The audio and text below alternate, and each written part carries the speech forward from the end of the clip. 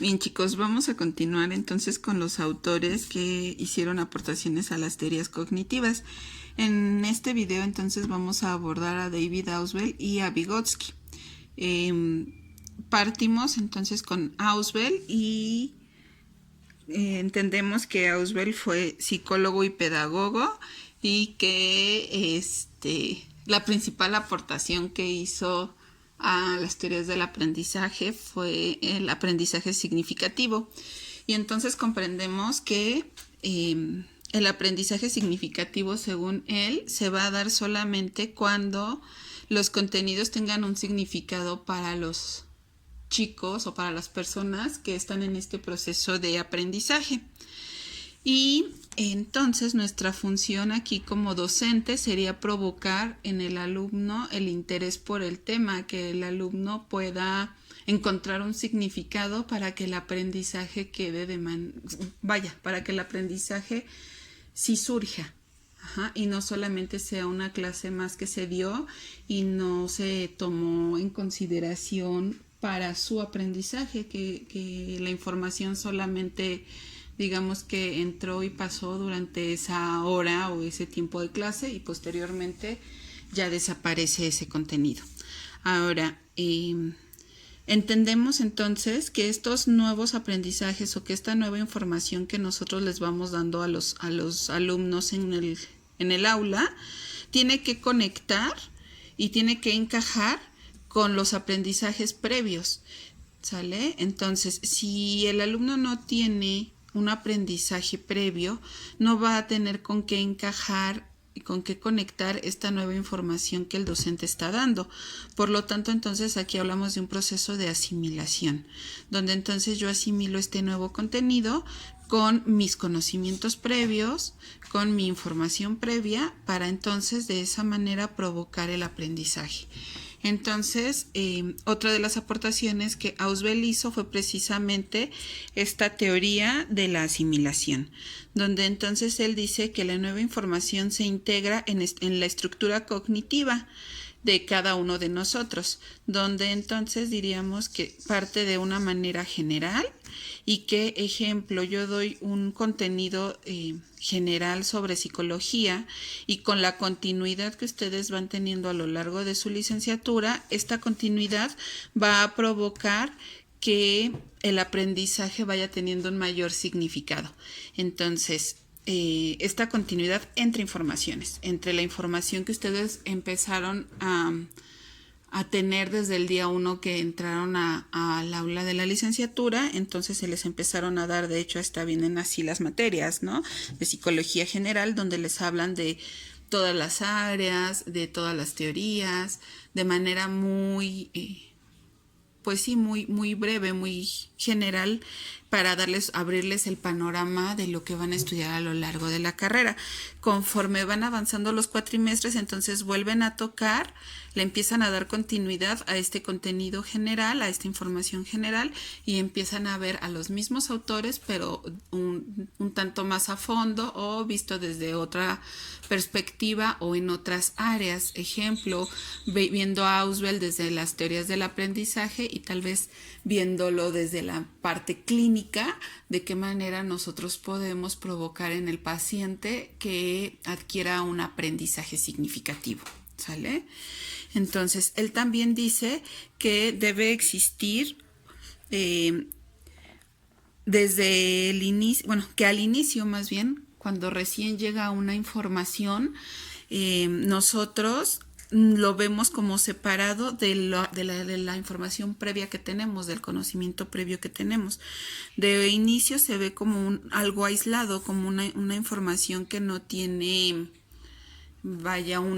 algo previo, ¿sale? Sin embargo, conforme nosotros empezamos a traer a nuestra memoria estos conocimientos previos, estos aprendizajes previos, entonces voy logrando que esta información que de origen se ve separada se empiece a fundir en una nueva información y entonces yo lo asocio, lo asimilo y de esa manera entonces ya no se puede percibir posteriormente esta nueva información como algo aislado, sino ya se ve como parte del conocimiento que tenemos. ¿Sale? Entonces sí es importante aquí destacar justamente el hecho de que poco a poco vamos a ir construyendo o vamos a ir haciendo estos ajustes en nuestros esquemas mentales, en nuestra estructura cognitiva, en base a esta información que adquirimos, y esto va a provocar que ya podamos enlazar, tomando como ejemplo lo que les decía de cuando entraron al primer cuatrimestre. Bueno, de manera general, en psicología general 1 y 2 vieron, no sé, diferentes autores, tanto Freud como Pavlov, Skinner, que aunque los vieron de manera general, cuáles fueron sus experimentos, conforme fueron avanzando sus cuatrimestres, vuelven a escuchar ese nombre y se les hace familiar, sí, porque ya lo tocaron antes, pero si yo les doy una nueva información y me adentro ya a, ejemplo, las etapas psicosexuales de Freud, a lo mejor no coincide o es una información aislada a la que tenían de origen en psicología general. Entonces, lo que sucede en esta estructura cognitiva o reestructura cognitiva es que yo empiezo a asociar al autor y a los diferentes tópicos que ese autor dio, y entonces ahora yo ya no puedo percibir o yo ya no puedo considerar a Freud sin tener o sin que me venga a la mente no solamente, no sé, los mecanismos de defensa, no solamente el ello, yo y super yo, no solamente el consciente, inconsciente y preconsciente, sino también las etapas psicosexuales. Entonces yo empiezo a ampliar este esquema mental, este esquema cognitivo, ¿sale? Y en la parte de aquí abajo vienen tipos de aprendizaje, y vienen 3 tipos, que es por representaciones, por conceptos y por proposiciones. De este último punto necesito, porfa, que hagan una investigación sobre cada uno de ellos y me den un ejemplo. Eso es la tarea, de hecho ya está en Classroom, ya nada más quería dejarlo muy claro para que no lo dejen pasar y sí puedan presentar esta tarea. Entonces vamos ahora con Vygotsky. En Vygotsky me voy a tardar mucho menos porque creo que lo han tocado mucho más frecuentemente a lo largo de la carrera. Entonces, Vygotsky habla de la teoría sociocultural y entonces habla de que el desarrollo cognitivo tendrá que ver con esta interacción, ¿sale? Provoca entonces que exista una participación proactiva del sujeto que quiere aprender, y también va por el punto de si el sujeto no está activo dentro de su proceso de aprendizaje, difícilmente va a aprender. ¿Sale? Tiene que ser colaborativo. Obviamente, si estoy hablando de que es una teoría sociocultural, pues como sociedad tenemos que ser colaborativos, tenemos que cooperar, y existe esta parte cultural donde entonces mi cultura me va a dotar de aprendizaje.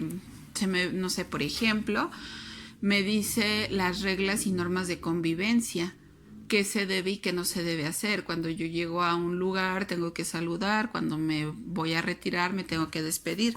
Estas reglas socioculturales de nuestra sociedad entonces van permitiendo ese desarrollo cognitivo de cada uno de nosotros, y obviamente si yo no estoy inmerso en esta sociedad, pues yo no puedo ser proactivo y no puedo colaborar en ella. Ahora entonces hablábamos de esta interacción social.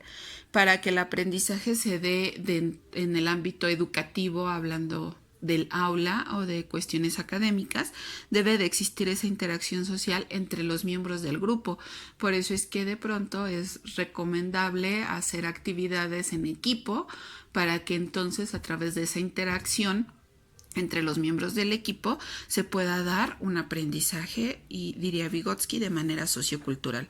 Obviamente esto es un proceso lógico, ¿Sale? ¿Por qué? Porque formamos parte de una sociedad. Desde el momento en que somos concebidos, estamos ya inmersos en una sociedad. En el momento en el que nacemos, obviamente nacemos en una primer sociedad, que es nuestra familia. Y desde ahí empieza esta interacción social con mamá, papá, hermanos, abuelos.